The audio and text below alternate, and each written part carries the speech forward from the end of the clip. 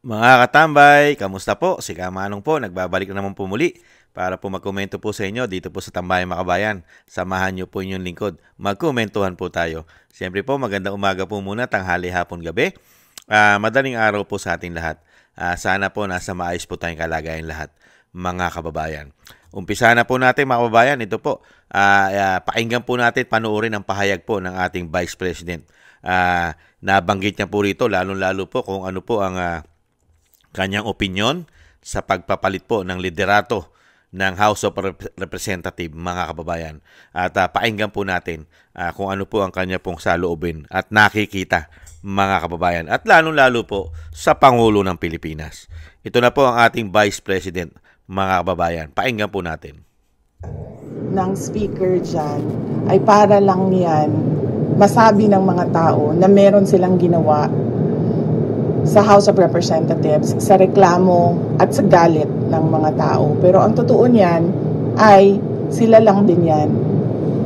Wala ako reaction sa resignation niya, no? Meron lang akong reaction sa kung ano yung ginagawa ni BBM. Hindi niya dapat hinahayaan yung mga congressman na basta na lang umalis ng bansa o basta na lang mag-resign to evade accountability doon sa mga nakita natin na pag-chop-chop ng budget natin at pagkuha ng pera ng bayan para bumili sila ng mga properties, bumili sila ng mga jets, bumili sila ng properties abroad at lahat nung kanilang na makikita natin sa lifestyle nila.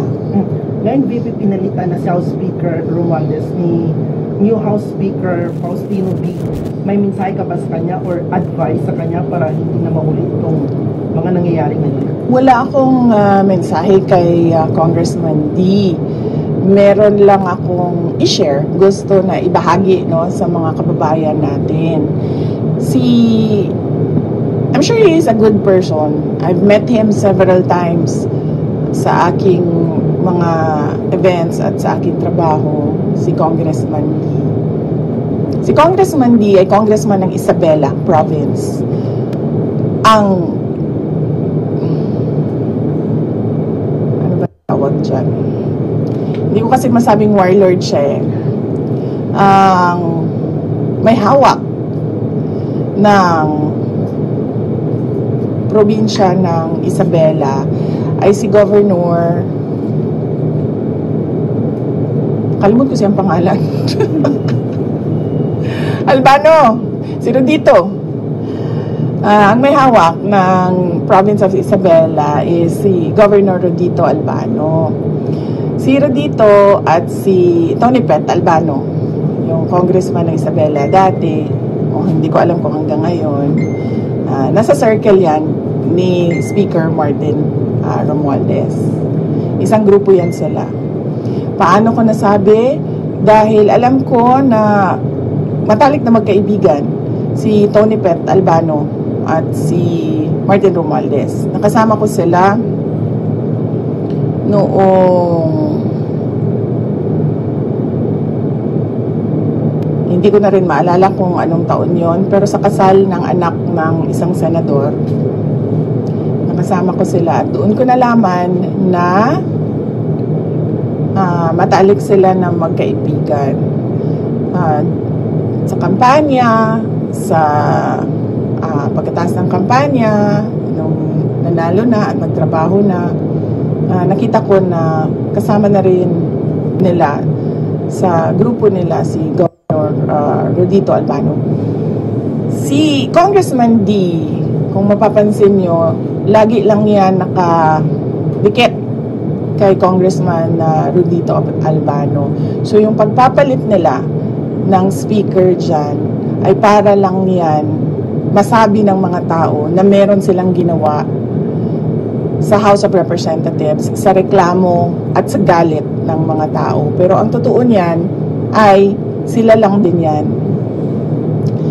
Grupo lang din yan ni Martin Romualdez, ni Sandro Marcos, and of course, syempre, papunta na rin yan kay BBM.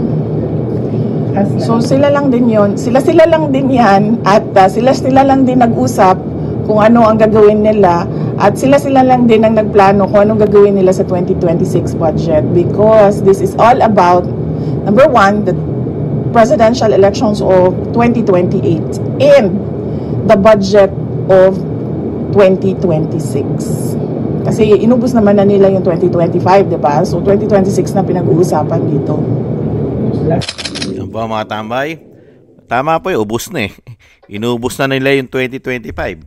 Dahil una-una nagkaroon ng halalan. Kaya nga walang mga proyekto eh. Di ba? Walang mga proyekto na tapos, walang mga big project. Kasi po, tama ang Vice President, inubos na nila yung 2025 budget. Hindi po ba? Ayan po mga tambay. Yan din naman po ang sinasabi natin sa sinasabi ng Vice President. Talaga pong yan po house show lang. Palabas. Sila rin yan. Yan po ang napakasakit na katotohanan. Talagang sanay na sanay po silang mambudol umano sa mga Pilipino. Sanay na sanay po silang gawing bobo at tanga ang mga Pilipino para mapaniwala na sila po ay may ginagawa. At talagang sila sinasabing laban at talagang susupuin ng korupsyon, lalong-lalo na sinasabi na meron pa silang independent body na binuo, mga kababayan. Pero sila pa rin yan. Sila pa rin. Nakita niyo po yung sinabi, merong sa Isabela, di ba? Sila yung magkakaibigan. Ang Urbano at ang D, sila rin. Kaibigan. At alam naman po natin ang Isabela ay parte rin po ng Ilocandia. Di ba? Dahil napakalaki rin po ng Ilocandia, mga Ilocano. Hindi po ba? Sila rin yan, umano. Di ba? Kaya nga sinabi ng Vice President, sila rin yan. Alam ng Pangulo yan, ng anak na si Sandro at si Martin.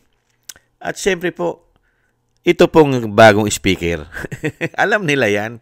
At kaya wala rin mangyayari sa ating bansa. At lalo-lalo sa mga investigasyon na dapat investigasyonan sa mga korupsyon. Lalo-lalo po sa sinasabi ng Vice President na kontrolado nila ang pera, mga kababayan. At siyempre, politika. Politika, pera. At may bonus pang pulburon at coke, mga kababayan. Kaya dito po, mangyayari lang naman po yan, Vice President. Komento ko po. Mangyayari lang po lahat na magkakaroon po ng sinasabi pong pagbabago sa ating bansa. Una-una, kung maa-abolish po sila lahat, i-abolish mo yan. Yan, malaki pong pagbabago mangyayari sa ating bansa pag na-i-abolish mo lahat ang Kongreso.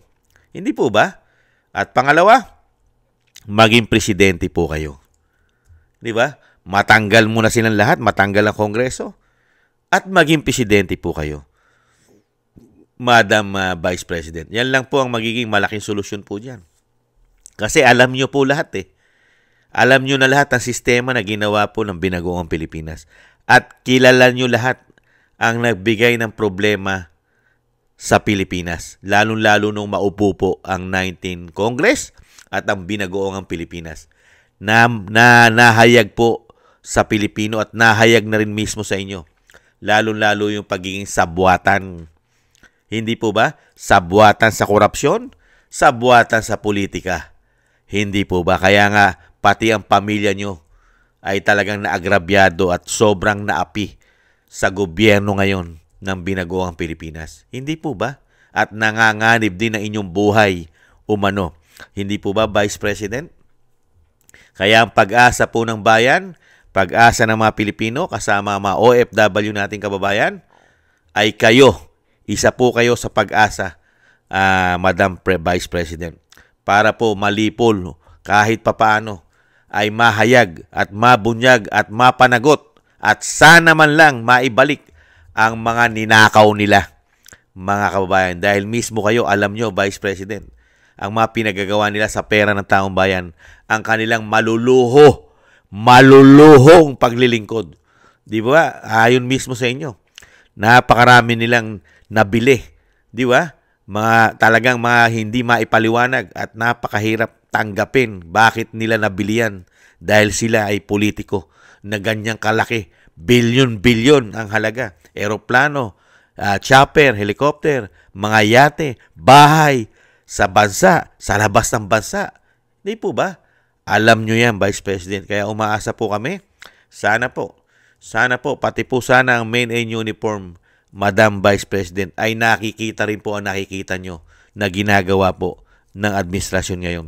Yan lang po ang hiling natin. Sana po, ang nakikita ng Vice President na ginawa po nila na systematic, pamumulitika, korupsyon, at paghihirap ng bansa, baon sa utang, ay sana nakikita rin po ng men in uniform natin ang lahat na nakikita na problema ng Vice President. Sana po, hindi na po sila maging bulag, pipi at bingi, mga kababayan.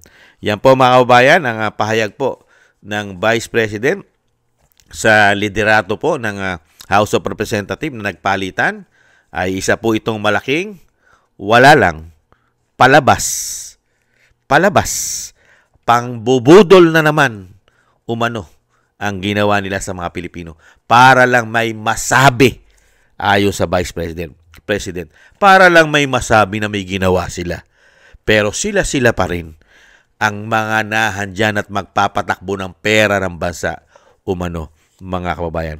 Maraming salamat sa ating Vice President at syempre po ang suporta po natin, lalong-lalo ng mga matitinong Pilipino na nagmamahal sa bansa at nakikita ang malaking problema at pagbabago ng ating bansa, lalong-lalo sa pagbulusok nito pababa, hindi pataas, mga kababayan. Maraming salamat po sa ating mga kababayan na nakakakita ng ginagawang kagaguhan, katarantaduhan at kawalanghiyaan ng mga korap na nagpakademonyong politiko sa ating bansa. Maraming salamat po mga kababayan. Muli po mga tambay, thank you po sa mga nagusto po ng ating tambayan mga kababayan sa YouTube at TikTok. At ganoon din po sa mga subscribers po natin. Thank you po sa inyo. At sa patuloy po nagsusubscribe, maraming salamat po. At sa mga nagko-comment, like, share, and subscribe, thank you rin po. At shoutout po sa ating po mga kababayan na nagbibigay po ng biyaya sa inyong lingkod. Shoutout po kay Ma'am Nancy, Tatay Nick ng Canada, Gay at Siena, Norma Garcia, Michelle Yamaguchi Vlog, Rosalina RK, Team 888, Wills Bubbles 5697, si Arpel Villacorta, Chodorico Erguisa Jr., Ani Jo, ako si Pilam, Jobelin Watanabe ng Japan, si Jem Aris sa United Air Emirates, Julieta Silona ng Sydney, Australia, Gina Ray Solidides ng Berlin, Germany, Jake Yahut 4531 ng Maisog, California, USA, Eric Hershio ng Canada, Kingston 123 ng Hong Kong, si Bay Chichioko, si Ma'am LB at Sir Manny ng North Miami, Florida. Maraming salamat po sa inyo mga kababayan. Thank you po. At syempre po, ang panalangin at dasal po natin, huwag po natin kalimutan na isama ang pamilya Duterte sa ating mga dasal na maingatan po sila, ang ating Vice President at ang ating dating Pangulong Duterte, maingatan po sa kapahamakan at madugtungan pa po ang buhay at kalakasan ng ating dating Pangulong Duterte. At makabalik na rin po siya sa lalong mabilis sa ating bansa. Maraming salamat po sa mga dasal, mga kababayan. At tayo rin po ay magdasal at manalangin at tayo po ay maingatan at ang ating buong sambayanan. Thank you po mga kababayan. Ingat-ingat po tayo sa muli. Paalam. Bye-bye.